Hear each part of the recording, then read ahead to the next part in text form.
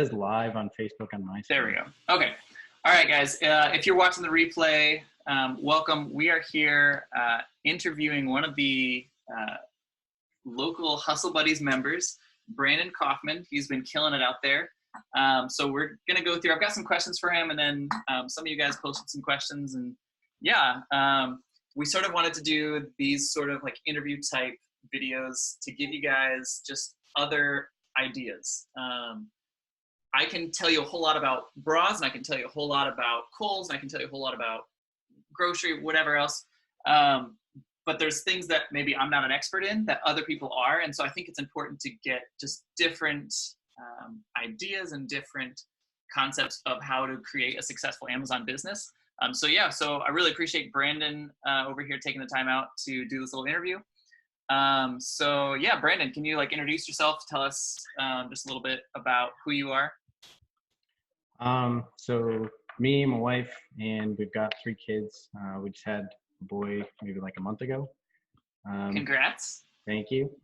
So we live Newport News, Virginia, which is kind of near Virginia Beach, a couple hours away from DC, courtesy of the military. So they decide where I live and work. Ideally, I'd be down in Florida, but a few more years until I retire, and then I get to be down there. It's a nice place to retire. Nice and warm, no snow. Never have to worry about brushing your car off in the winter. I don't know. It's a pretty chilly, like 65 right now. I don't know if anyone wants to come down here. It's a high of 45 up here in Virginia right now. It doesn't really snow here, but it gets cold. So I've been selling for probably about just under 3 months now. Okay. But I actually opened up my account, I think back in like February or March. Interesting. Was that like an individual account or a professional account? It was an individual account. Okay. So I've been kind of like, I think the way I found you was on one of like the FI groups on Facebook. Oh yeah. Kind of a lot of the stuff I am interested in kind of melds together. So I think it was on like Google News or something like that. There was an article like, person goes and buys all the Walmart clearance and makes hundreds of thousands or millions of dollars. And I looked at it and I was like, oh, that sounds kind of interesting. Like I'll look into it. So I created an account and then got frustrated with it because it didn't really make sense to me. Like I went and scanned stuff and like the numbers made sense, but then like I didn't really put too much effort into it. And it was telling me like, oh, you're gated in, like you can't sell this blanket. And I'm like, what? Like that doesn't make sense. Like logically, what's special about this blanket? It's not like, dangerous or anything like that. So I kind of gave up on it. Yeah. I saw your post. I asked to join your group and it was kind of easy to jump in because I already had the account created and everything. Like all I had to do is. Yeah. And you didn't have to like verify your identity and all that stuff. Which it seems like a lot of people have issues with. Yeah. So that really helped. Awesome. All right. So you've had your account since like February, March, but you really only started in the past 3 months. That's awesome. So if you don't mind sharing, if you do mind sharing, then absolutely, it's totally fine. But if you don't mind sharing, just like roughly, like what are you doing? You're now 3 months in. Sort of, what's like an average sales month for you? So I don't know. My sales months are kind of weird. Okay. So I think I sent like my first stuff in the beginning of September, and I had my first sale right around September 10th or 11th. I think I posted an update like a few days ago of what everything was. Like my first month I did like $600. My second month I did like $1,500, $1,600. Last month I did, I think, like over 5,000. I don't remember what the specific. Whoa! You went from 16 to 5,000. And then this month so far, I think I'm at like 2,500 or 3,000 so far. Okay, and like, we're like a week. In the past 7 days. That's nuts. But to kind of explain those numbers, so like September-ish, my wife she had some medical issues with the baby. And I mean, she was still like, 8 months pregnant. So I kind of did this as like here's an initial like $500. I sent stuff in and I did $600 the first month. Somebody asked like, what percentage of bras? In the beginning, I was like 95% bras, because that's kind of what most people talk about on there. Like I didn't really venture out into anything else yet.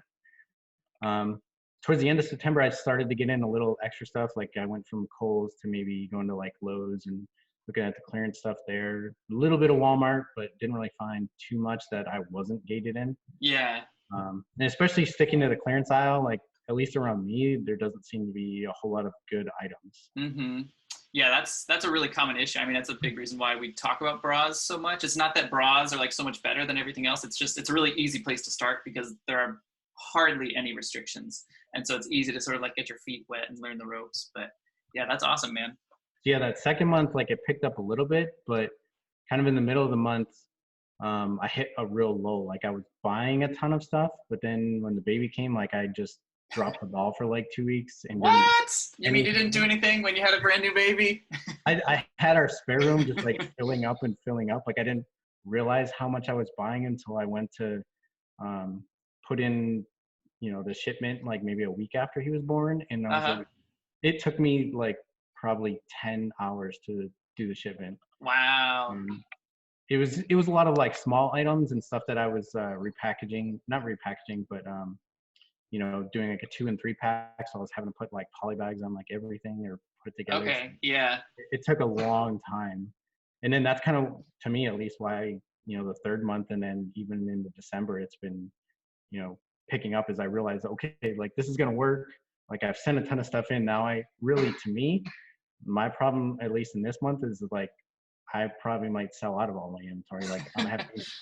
Oh darn! You're gonna make lots of money. It's a good problem to have, but one of those things that you posted a while back is always thinking about like why you're doing it. Yeah. To me, right now, full-time job in the military, so I don't have the total time to do this. Like I really want to.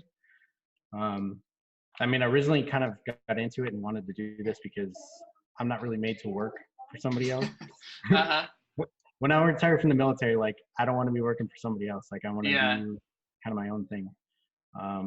Yeah, I think there's just some people that are wired that way. Like there's some people that are wired where it's like you need a job and that's great. Like there's nothing wrong with like having a boss and things like that. And there's other people that are wired like, nope, I can't stand having someone over me and not having control of stuff. So yeah, that's great, man. Yeah, like I don't see this as really, I mean, it's work, but it's not really work. Like I can do it at my own pace, do it whenever I want to, kind of thing. But yeah, just to me, my problem now is finding that balance between spending time at home, the little time that I have outside of work, and being able to find stuff. Yeah, absolutely. So then I want to transition into, we had someone saying hi to us in the background. So transitioning that into like, not give us like, I don't want you to give us specific products, but what types of stuff are you sourcing, or what kind of methods? You said you started with bras, but then you moved on into like Lowe's and things like that. So are you selling like tools? Are you selling, what types of things mostly do you find yourself getting now? Pretty much at Lowe's, it's a lot of whatever I'm ungated in. It could be anything. Mainly tools from there.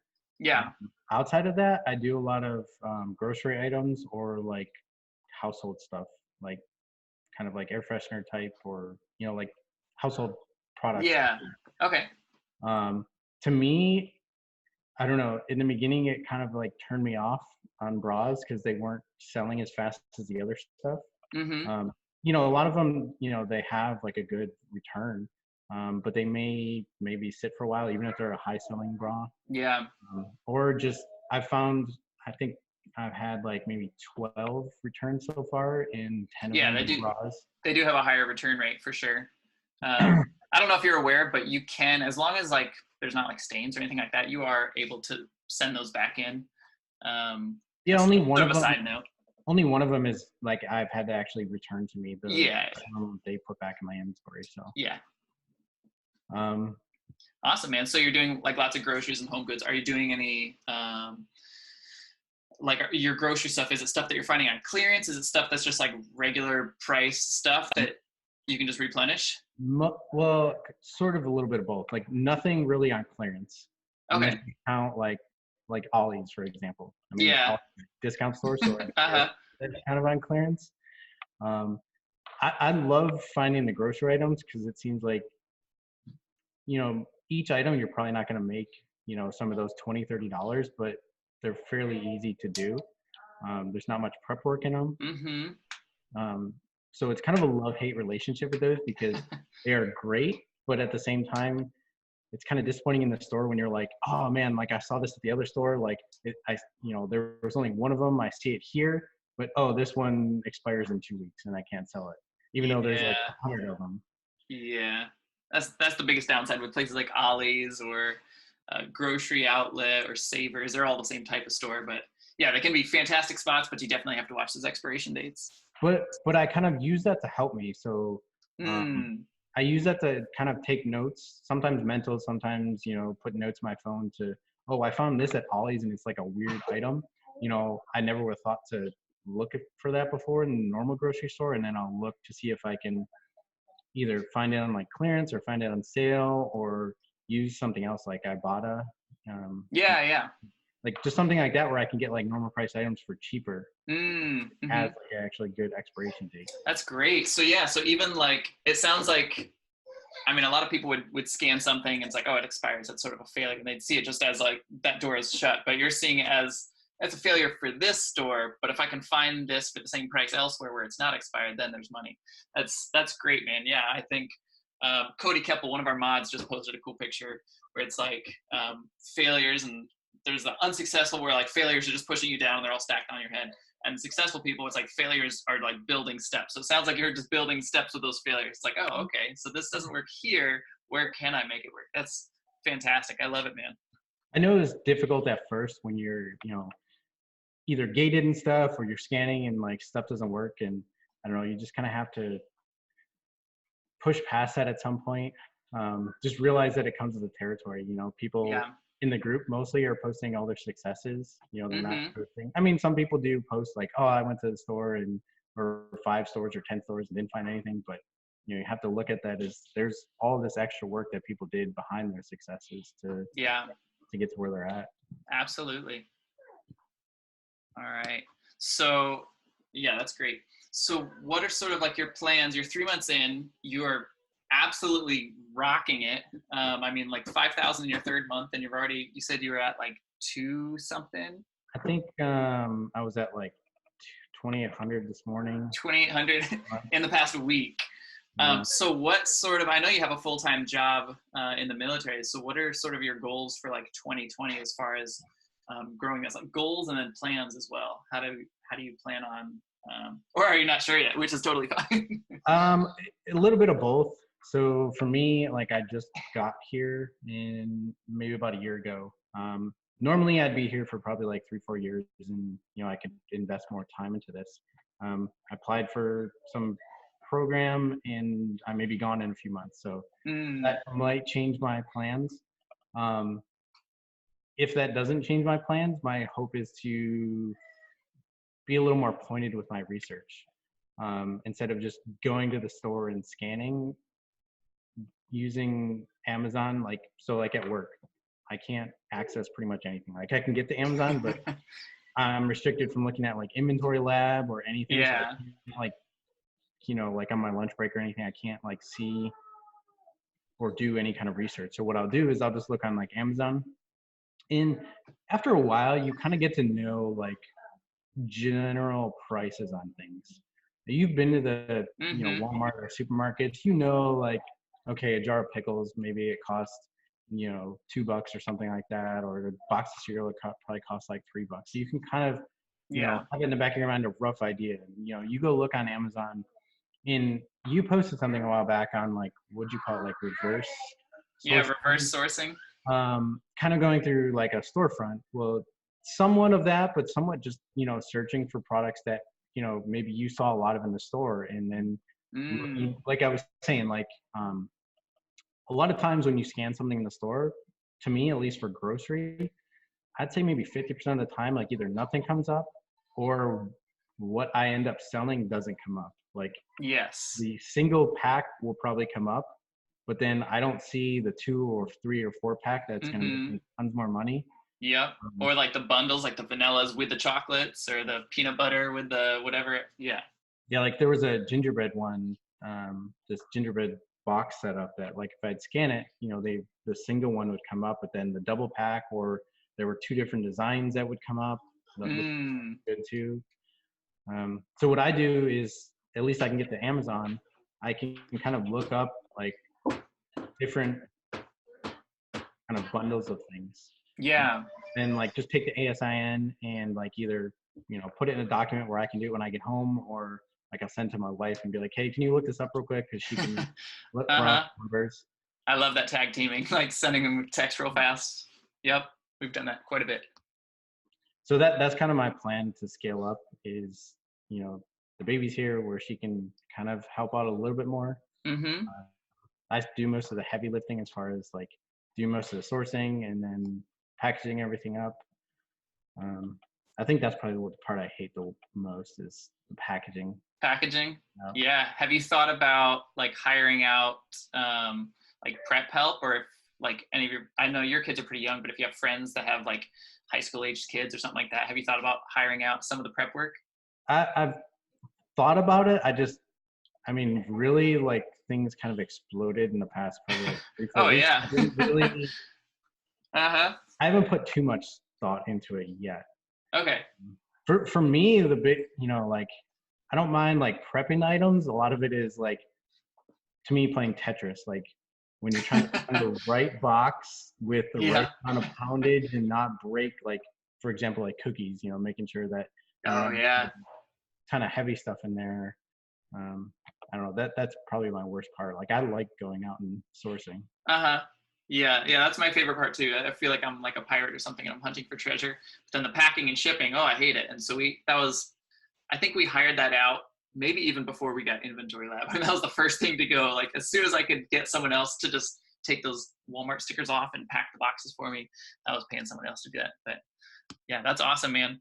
All right, so then before, we've got a couple of like Q&A questions over in the group. Before I get to those, my final question for you is, what are like just a couple tips that you have for someone who's just like 1 or 2 steps behind you? Like maybe they're in their first month or second month or something like that, and they're looking for, oh man, like how do I go from this to like, oh, Brandon did like 5,000 his first month. So how do they? What are some tips and things like that you would have for people that are just slightly behind you and looking to be where you're at? Initial one, maybe not a tip how to kind of get there, but things once they kind of ramp up, there's a lot going on. Especially if you're working another job. Yes. Take the time to kind of like get your processes down. Oh, I love it. Like receipts, like those are going to be a nightmare at the end of the year, or come tax time, if you don't take the time to go through them as you're doing things. Like kind of when you're starting smaller and maybe you only have a few receipts a week or something like that, figure out what you want to do. Like when I get home from shopping, I'm gonna scan everything in Inventory Lab, put the stickers on it, and then scan all my receipts. Whatever works for you, like get that down to where once you kind of figure things out, if you're not in a routine, it's just going to be overwhelming. Yep. Yeah, I think if I'm not mistaken, like the businessy word for that is the standard operating procedure, like the SOP. That was something that we did at the beginning. I think I'm getting that right. I could be wrong, but that was something that I 100% agree with. Like I've like physically, when I was at work, again, I was a school teacher, so it's sort of the same boat. Like I couldn't go to Inventory Lab, I couldn't do stuff like that when I was at school.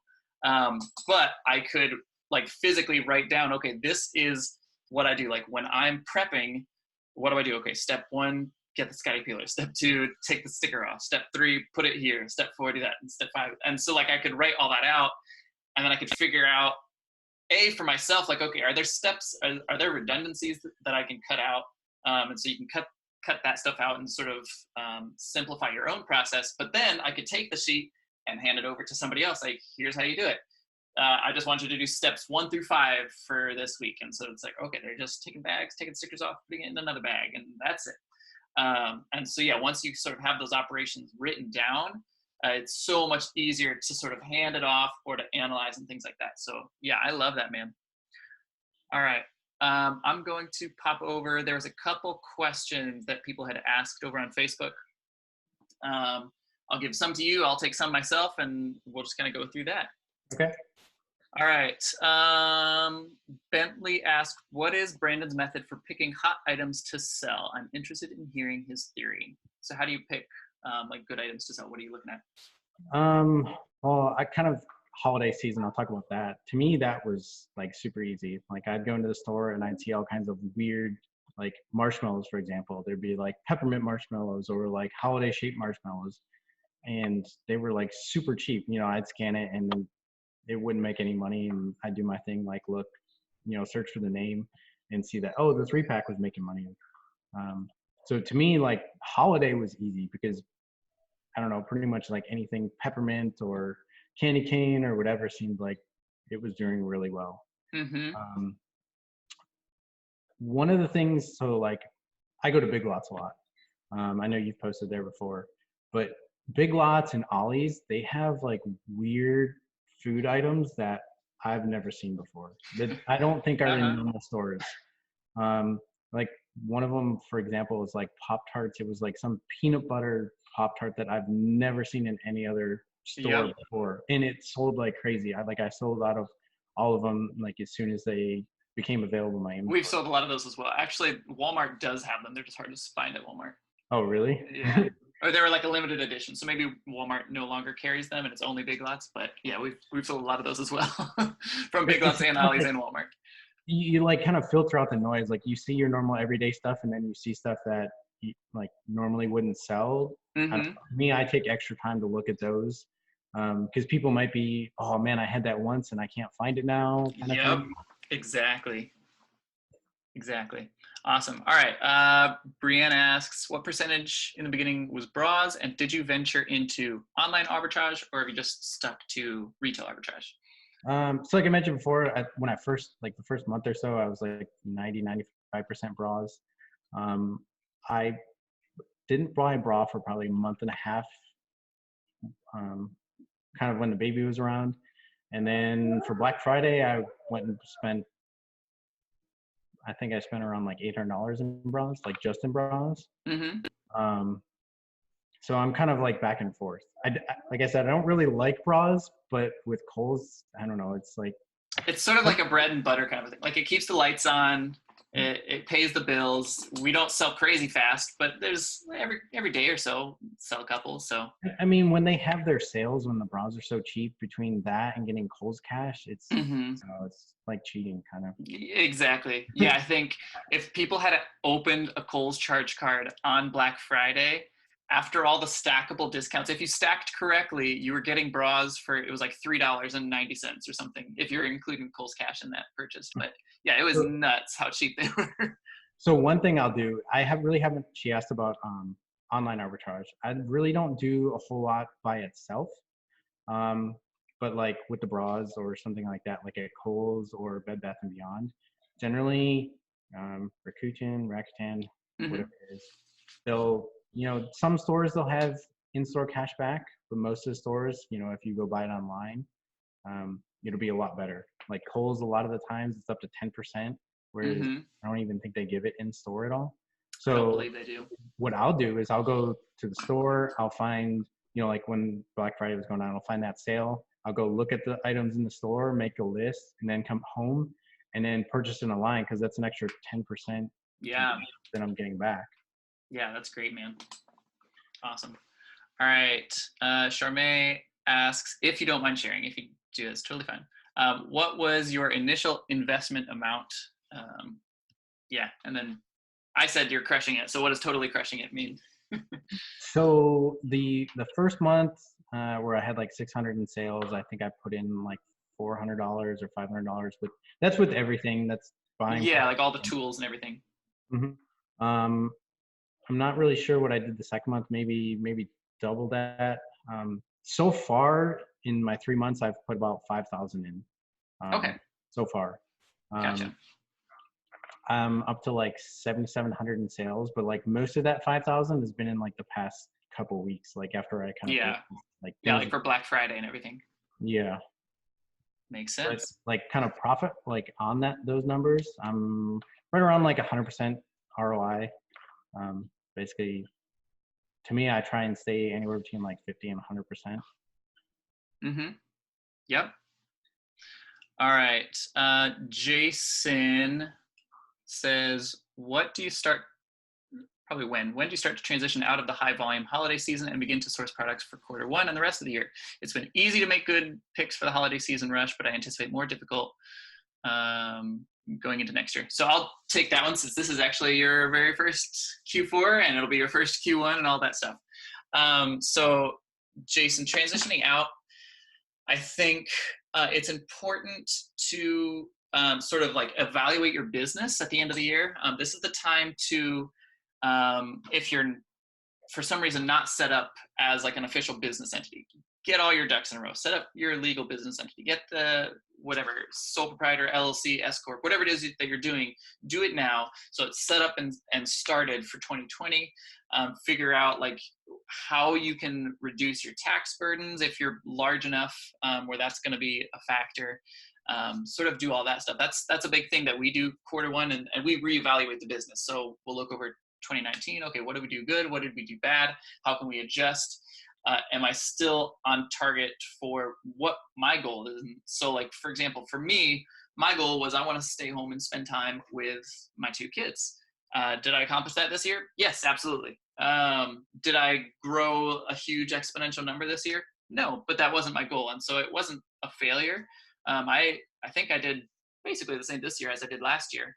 But I put in significantly less work this year than I did last year. So yeah, you sort of reevaluate all that stuff. There are products trends that you'll see differ. So I mean, in Q4, like everyone here is saying, it's crazy easy. You go to the store, you find something that looks weird, like holiday marshmallows or peanut butter, whatever, Pop-Tarts or Oreos or whatever. Yeah, that stuff is easy to sell. I think in Q1, especially like January, February, a big shift that we see is people start buying things for themselves with all of their Christmas gift cards that they got for Amazon. And so like bras don't really do well for Black Friday. Bras don't really do well for Cyber Monday. I've said this a lot, but like if I'm shopping for my sister, I'm not going to go buy her a bra on Amazon, but I might buy her an Amazon gift card, and then January 1st, January 7th, sometime after Christmas, she might go to Amazon herself. It's like, oh, let me pick up that bra that I've been wanting with Nate's gift card that he got me. So, yeah, so I think that's sort of, there's some trends like that you'll see shift. I think clothing tends to sell really well after Christmas because a lot of people buy that. Another sort of, I guess, boring things that you don't really give as Christmas presents, they tend to sell pretty well. And I mean, even with that said, though, the crazy stuff still will sell year round. So like those holiday peppermint flavored marshmallows, you can't find those outside of the Christmas season. And so if someone is having if they're like some crazy peppermint fanatic and they're having a birthday party and their friend's like, man, I really want to get them these peppermint marshmallows, where can I find them? They're going to go to Amazon because you cannot physically find it at any store. So yeah, the volume goes down, but the access to those items also goes down. So you see the supply and demand tends to kind of even out, in my opinion. One of the things with Keepa that I think a lot of people don't really look at as much is the bottom half of it. So like when you're talking about like the holiday peppermint items, maybe as you look past, the holiday season, it's still selling a little bit, but not as much. Well, maybe they went from 20 offers to now there's one offer. Well, that one guy is selling it, by himself every couple of days. So, kind of using the whole picture, not just every day or not. Yeah, I love that. All right, kind of going through some of these we've already mostly answered.